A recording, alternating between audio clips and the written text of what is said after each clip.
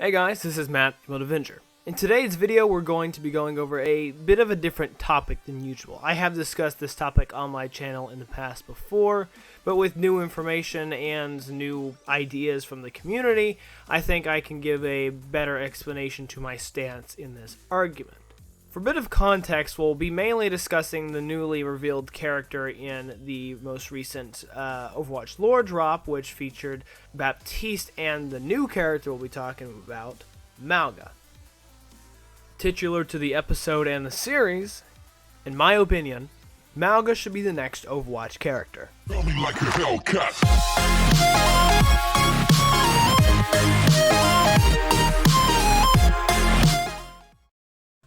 Before we get started, I want to thank all of you who are currently watching this video, all of you who are subscribed and support me. I really appreciate it. So if you do enjoy this video, please leave a massive like. And if you want to join the conversation, of course, comment, share this video, go to my Discord or social medias, follow me there, and we can continue to discuss this topic and other topics there. I have several big issues with Overwatch's hero release schedule, execution of character introduction, and how they do not line up. There are several characters that have been introduced into the lore that could be playable in the future, but aren't yet, and several playable characters that did not exist in the lore until they were added. Take BlizzCon 2017 for instance. Moira is introduced as a playable character, despite never being mentioned before in lore except if you include the retcon in the Doomfist comic. While it took us a year to receive Doomfist after his first mention, and Brigitte 2 years after her first comic outing. The second part of this issue comes from something that was also revealed at BlizzCon 2017. The fact that they had 3 heroes in various stages of development. These would turn out to be, or at least we assume, Brigitte, Hammond, and Ashe. On that note, Ashe was revealed at BlizzCon 2018 as someone entirely new to the story, while both Brig and Hammond had previous mentions either months or even years before them finally becoming a hero. That year they also stated that they now have 6 heroes, a twofold increase in various stages of development. The first of these we know is Baptiste, who is also entirely new to the story. At this point we have no way of knowing who the other 5, or maybe even 6 or 7 now, characters are. If we take known characters that could be heroes, Maximilian, Sanjay, Junker Queen, Lynx, Nugent, Liao, who we have heard nothing about, and more recently, Echo, Sojourn, the new Null Sector guy, and Mauga. We can already remove Junker Queen, Echo, and Sojourn, each for different reasons I will explain later. Considering what we have left, 2 of these options have an in-game 3D model. 3 if you count the Heavy Assault Trooper. That is Null, as we will call him, Maximilian, and my favorite choice, Mauga. Now I believe we can remove Null and Maximilian because they both have been commented on by Jeff Kaplan, saying that they have a deeper story involvement outside of being playable characters, which means we might not get them for pretty long down in the pipeline. So that leaves Mauga. Moving from this for a moment, another big reason for my having an issue with the heroes in Overwatch is basically the opposite of the previous reason. And this is how they introduce characters, either in animated shorts, comics, or short stories, and then leave them for the future, even if they already have the character done. Echo, Junker Queen, Null, and Sojourn are examples of this, each in their own way. Jeff Kaplan stated that Sojourn was one of the first characters they designed, and yet isn't a playable character despite being basically done. Rainbow Six is guilty of this to some extent for the fact they have several operators designed in advance, but at least we have an idea of what to expect with them. Junker Queen isn't even in production. We know this because Jeff said she'd be a cool character, but it makes her very far off because her concept is kind of outlandish and out there and they don't know what to do with her yet. Echo and Null both have some sort of 3D rendering, so they both seem likely, except for the fact that Jeff Kaplan has stated that both have a role in the story, but are far off.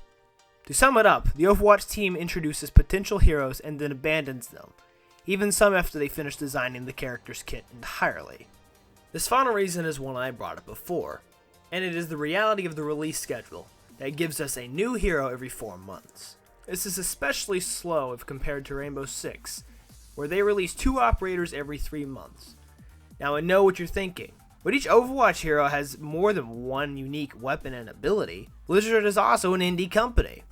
Even though all of this is true, Siege has only been out 6 months longer, but has added 28 characters since launch, while Overwatch has only added 9.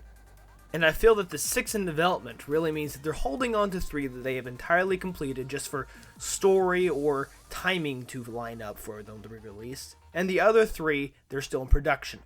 The one way I could see them redeeming themselves from this is at BlizzCon, when they announce the Overwatch 2 that they have in development, which I'll make a video on later, they drop a handful of characters all at once. I know I went off on a tangent about the schedule, but today we're talking more in the short term, maybe within actually a few weeks. So why do I think Mauga is and should be the next hero? Firstly, his backstory is very fleshed out and his personality is cemented, both even more so than some existing characters, like Zenyatta, who we still have almost no lore for. This means a great amount of resources and time have been put into making this character, and giving him a place in the Overwatch story. Secondly, it would extend Talon's roster to actually include a tank, but also gives them more figures within their ranks, because at the moment, it's very empty. On that note, some members of the community think the idea of adding 2 story-related characters back to back is a bad idea, and that it narrows the universe to a single point. But I like to counter this by saying, that's not that bad of a method of introduction. Back to Siege, they do a similar thing with dropping 2 characters at the same time that are related somehow in their story or nationality. I do not see a bad in this. Lastly, they have already somewhat teased what his abilities will be and what character he is based off of. If you are unaware of these details, let me inform you.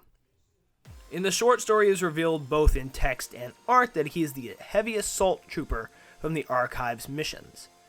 Text also states that he heaves both chain guns with ease, suggesting that he also uses them.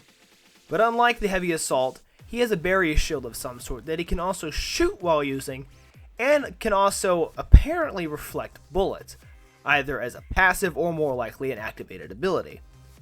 It's also believed that the cooling tanks and random bouts of aggression may play into his abilities as well. Mauga is the most fleshed out of the non-playable characters in Overwatch to my knowledge. So much attention has been paid to him, so it would make perfect sense for him to be the next playable character, if not one of the ones after that. If Mauga isn't the next Overwatch hero, Blizzard have messed up big time. I do have another note that came up after recording this, and it is the fact that some of the characters that have been introduced into the lore have no story at all besides a mention. And now going back and thinking about it, Mauga is a major exception because we have a lot of his lore explained. When you get Echo or the Null guy, they've had really no story progression at all. Like, we just know that they exist. And that's why I think characters like Maximilian and Mauga and Lynx should be new characters very soon, because they at least have a great amount of story behind them. So my opinion really hasn't changed a lot, but I just wanted to add that detail. So that was my opinion. What is yours? Feel free to leave a comment of your ideas and opinions, or ideas for future videos in this series. My Discord will also have a place for you to join the conversation, so feel free to do so. As usual, thank you guys for watching. Please like, comment, and subscribe for more content. I will see all of you in the next one. This is Matt, the Emerald Avenger. Peace out.